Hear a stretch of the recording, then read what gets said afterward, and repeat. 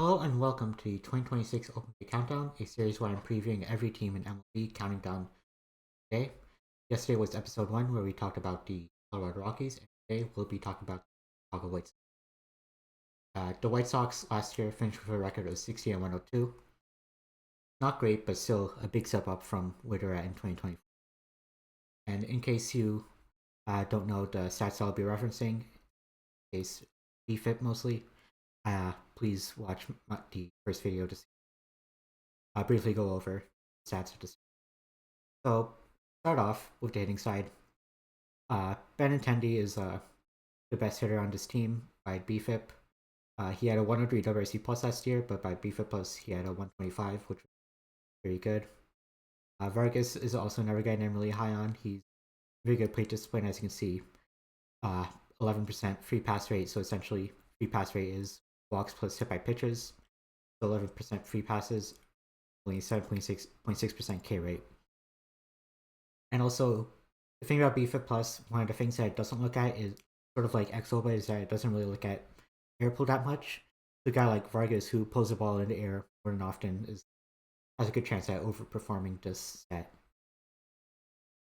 Caltil and Colson Montgomery they're seen as guys who have overperformed according to BFIP Plus, but they're still seen as above average hitters, and I think they will still be good hitters 2026. And then East 3, I guess mostly two of Hayes and Sosa. It's a small sample, but Hayes and Sosa, they seen as above average by WRC plus, but expected to regress a bit. I think Hayes is still a good option just because he has good defense in a corner. Maybe can play center a bit, but I think he profiles better in a corner.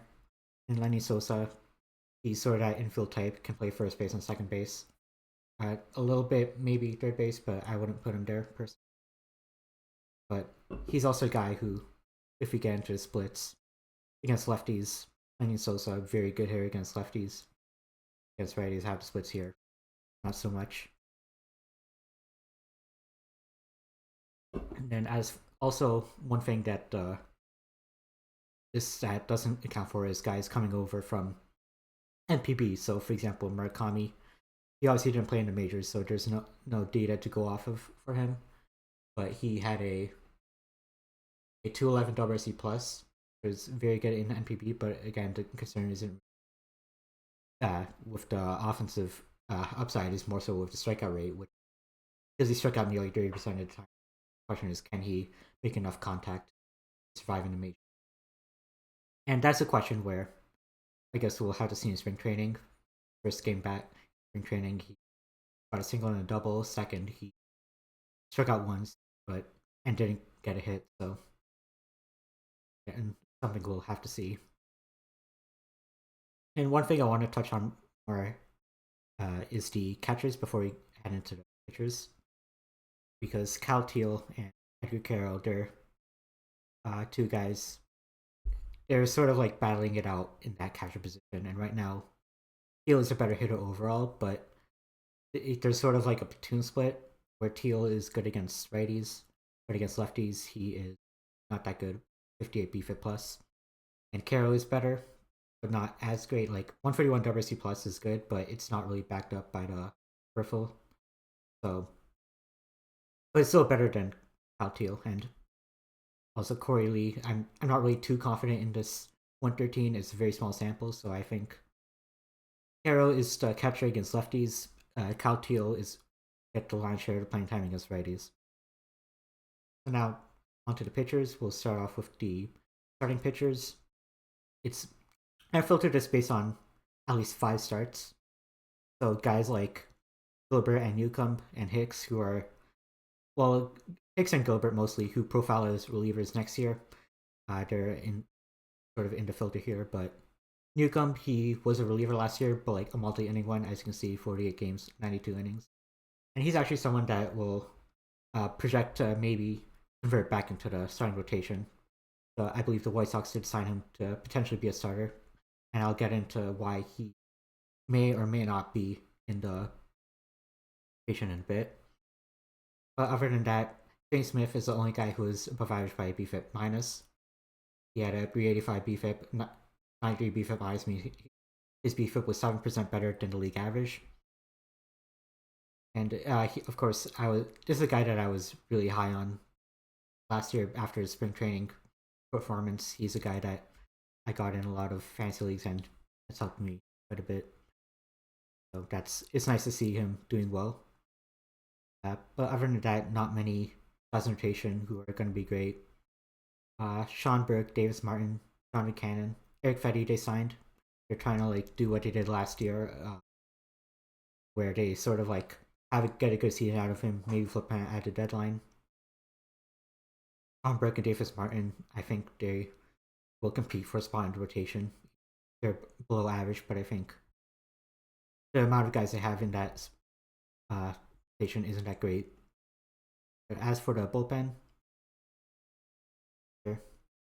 so Grant Taylor, I'm not really sure how to feel about him. Yes, the ERA is great, is not great. Sorry, I should say, but the proofs are excellent. But he was sort of used in a single inning role, and next year they're trying to stretch him out into more of a long relief role. But I think he could still maybe be using single inning high leverage stuff. Maybe he's sort of that guy who gets 4 outs, maybe even 5 outs out of the pen, or he could be that guy who maybe gets 2 or 3 innings a few times, up maybe 1 or 2 days a week. So I'm not really sure what role he serves. Dominguez, they signed him to be their closer, and I think he's above average reliever, so I think he'll be solid in that role. And you notice Pokemon Gonzalez, the guy who they got from the Red Sox in that Garrett Crochet deal, these numbers are actually very similar to Dominguez, albeit in a smaller sample. Gonzalez, I kind of like him. He has a really nice serve that I like, and I think he should be in that bullpen. Ledger, he was the closer before they signed Dominguez, and so he's gonna slot in that 8th inning. And Vassell is another guy I want to touch on. He was again in that long relief, but with Grant Taylor, I'm not really sure if maybe they want Grant Taylor in that long relief role, or maybe they run with Vassell, or maybe they use both. We'll see. But anyways, let's look at the projected lineups. Well, the predicted lineups, I should say. So again, Cal Teal and Edgar Carroll I have in that platoon, but it's more of a platoon with Teal and Curtis Mead, because you look at hitting numbers against righties. Edgar Carroll, he's still pretty solid against righties. He's below average, but better than a lot of the other options they have.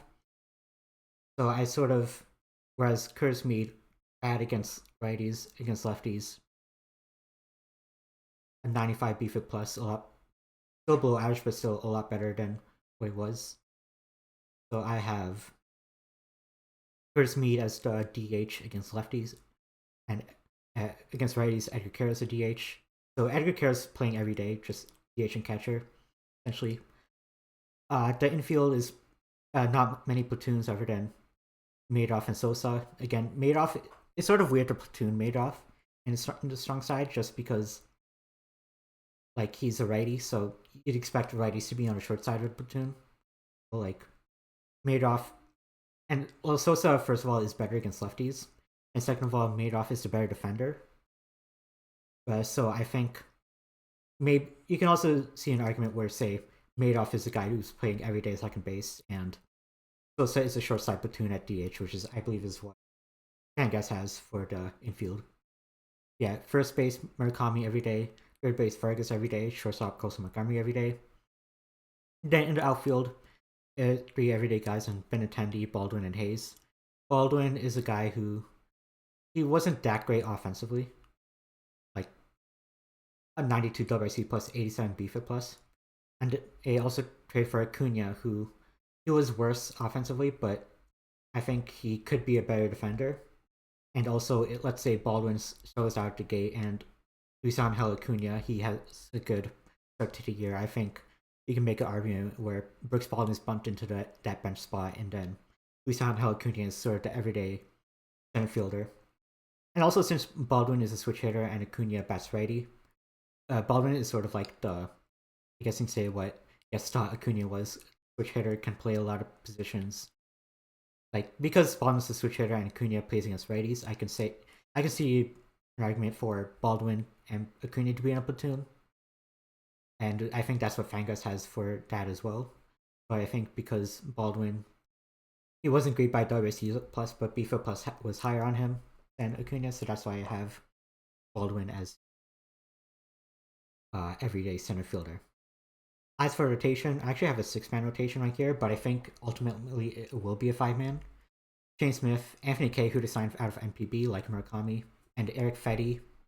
These 3 guys, I think these 3 are really the only locks, I guess you could say, in that rotation. And then as for Tom Burke, Davis Martin, and Newcomb, these 3 starters are guys that are gonna compete for the last 2 spots in rotation in training. And then again, Dominguez is a closer. Leisure is that in that 8th inning guy.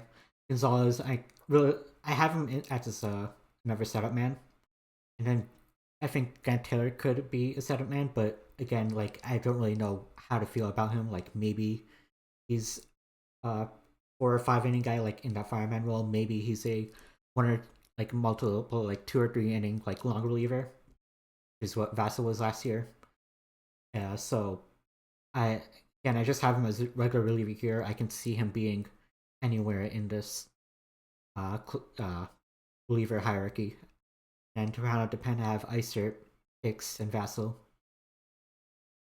And Vassal, I think. And also Newcomb. Vassal and Newcomb are 2 guys who could be serving as long relievers, as well as Taylor.